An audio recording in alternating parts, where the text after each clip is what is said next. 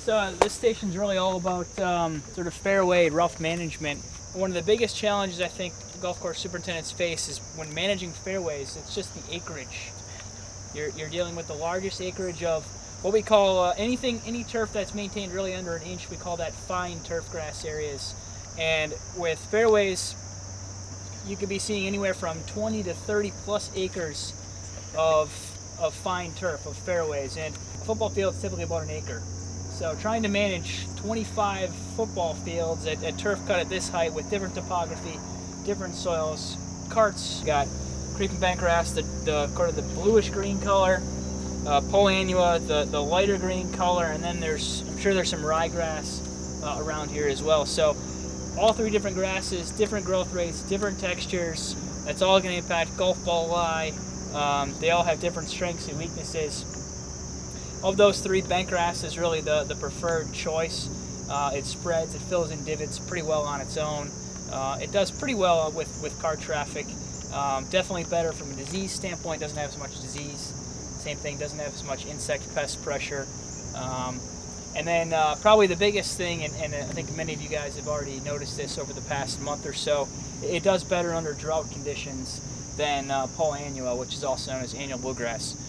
So where you have poleannua as a significant percentage of your fairway grass species, makes it much more difficult to deal with drought, deal with heat, especially with winter then too. It doesn't tolerate ultra cold temperatures, ice as well as bent grass. So it's a really challenging decision as to how to irrigate. Rain events combined with heat events, that can lead to some issues. On the flip side, if it's hot and dry, just because we can apply water doesn't mean it's going to go exactly where we want it. I'd say the best irrigation systems may be 90% uniform. So in a given night, if you apply 100,000 gallons of water, 10,000 gallons of water are going to a place where you don't want it. That could be overlap, that could be missing it and going to spots in the rough if there's any sort of wind, that kind of thing. So the irrigation systems are good, but they're far from perfect. So in a stretch like this, what we see is a lot of reliance on automatic irrigation, but then hand watering hot spots as much as the labor with that particular golf course can tolerate. And again, there's a lot of factors that go into it, but the soil structure has a big impact. If you have sandier soils, you're blessed because in a wet period they dry out quicker. At the same time, in a dry period they dry out quicker too. So sometimes you have to do more hand watering, more irrigation as a result of that. And so courses do a lot of different things to manage their soils. Sort of the basics with managing soil is dealing with compaction, which is all the golf cart traffic, all the maintenance traffic, and then dealing with thatch buildup or organic matter buildup. We started taking those programs from putting greens and putting them into our fairways and seeing the same benefits. Unfortunately, with 25 acres of fairways, typically, it's a huge price tag to start doing fairway top dressing. You see the benefits, but it's got to be a program that's committed to you long term. The program alone for just sand, to apply a good fairway top dressing program could cost anywhere from $15,000 to $30,000 a year. Let alone the equipment and the infrastructure that you need to apply that sand uniformly. That could be another $30,000, $40,000, $50,000 depending upon your site, your property.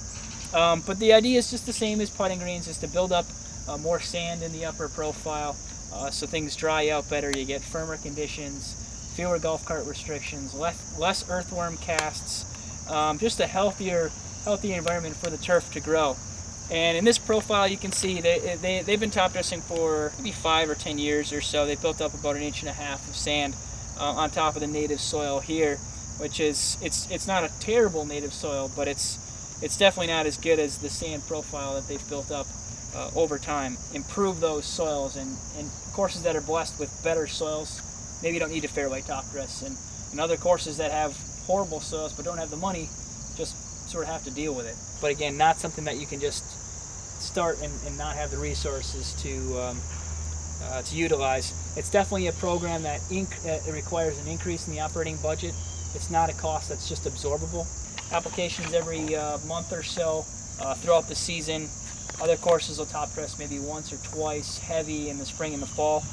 Those can work pretty well. It's just going to take a little bit longer to see the benefits. Challenge that you're facing is having layering develop in the upper couple inches of your root zone profile. So I've seen courses go real heavy with 2 applications, and they still see benefits with drainage and firmness over time. I guess I would try to not make those applications ultra early in the spring and ultra late in the fall, because what happens is as you grow grass throughout the summer, you develop a layer of organic matter. And if you top dress in, let's say, late March or early April, grass really isn't growing at that time too much. Then it grows the whole summer, and then you top dress again in November. You just grew a lot of organic matter over a 5-month period. And then you put on another heavy application. That's going to increase your chance of having a thick layer. Instead, if you can top dress kind of in mid to late May, and then maybe sometime in late August, September-ish, you're at least reducing the time between applications. So the layer that could develop is likely to be a lot thinner and not maybe as problematic long term. For some courses, you take some time off from core aerating, build up this sand layer until you can avoid aerating where you would intermix the two. But again, highly dependent upon your site, your soil, so we won't dive too much into specifics. Fairway top dressing only works well if you really have the equipment and the time to apply the sand efficiently. If you're using putting green type equipment, it's going to take you probably a week to top dress the fairways with all the back and forth, because you're going through so much sand that you really need a large scale top dresser like this. And then to make it even more challenging, you've got all these contours on fairways where you need a large scale tractor to pull all this weight with this sand. So this is a really good unit, a very modern tractor. It's got enough horsepower to pull the top dressing sand, pull the top dressing unit, and apply the sand uniformly and in a relatively fast manner. It's a program to really take the fairways to the next level. Earthworms are a great benefit to our golf course fairways. They basically airify our fairways for us to some extent. Unfortunately, they sort of feed through, they leave a cast on the surface, and that basically is the cast is just kind of the soil that they kind of went in one way and went out the other.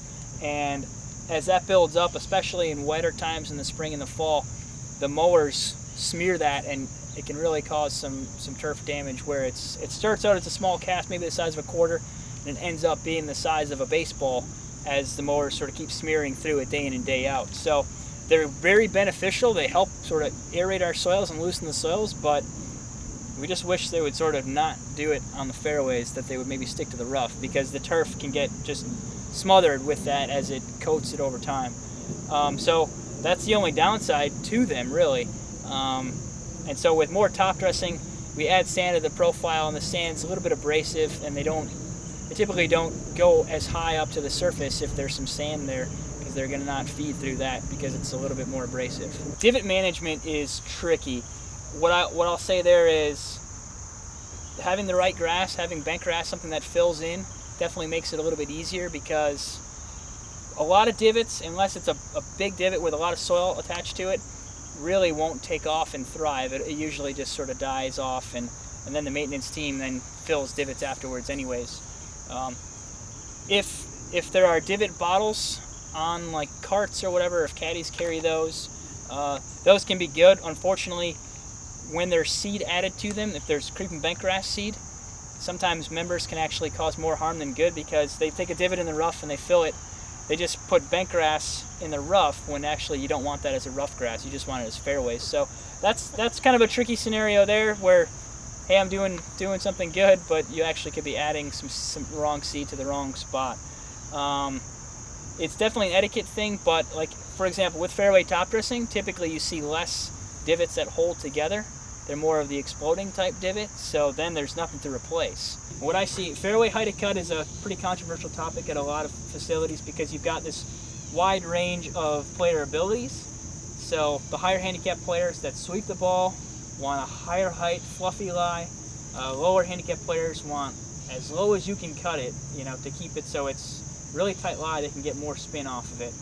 What I recommend courses to do is to just do as much as you can for the majority of your membership, the majority of your golfer clientele, and pay less attention to sort of the extreme end of it, the really, really good players. The sweet spot for most clubs is somewhere between 0.4 and 0.5 inches, so a half inch or maybe just a touch below.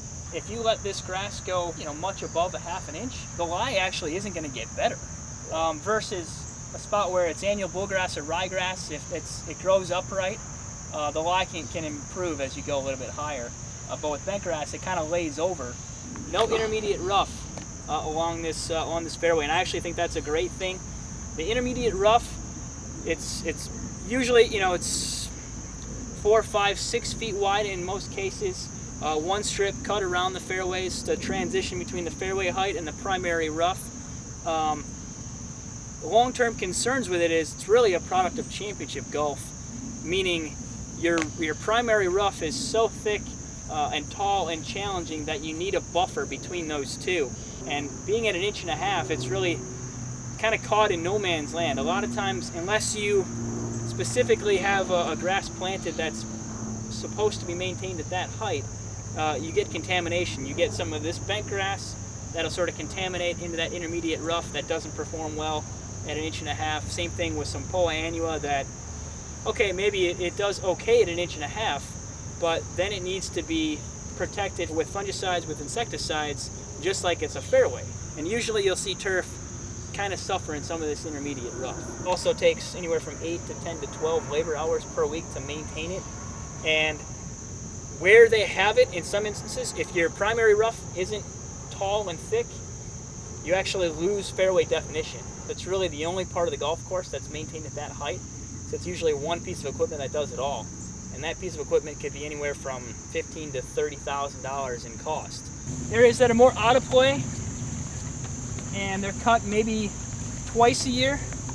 And the idea is to save on labor, create some more definition, if you will, different heights of cut. A little bit of challenge, but not something that golfers hopefully end up in a fair amount. So that's exactly what we have here. A couple of things to think about with these areas on your golf courses, or just whenever you see them, is what are really the expectations that your clientele has for them. If you want them to be free weeds and thin and wispy and playable, they might actually end up costing you more money than if you just had them as primary rough, because then you're talking probably herbicide applications and probably some hand pulling of weeds actually too. And where you put them in, the soil structure has a big impact on their long-term performance. If you want them to be perfect, price tag goes up, just like anything. One of the extra challenges though, with grass being this high, just like in your backyard, if you cut it after it's grown really high, you got to deal with all those clippings. You've got to remove the clippings from these areas, otherwise it's going to just mat over and probably hurt the turf that you want to stay there.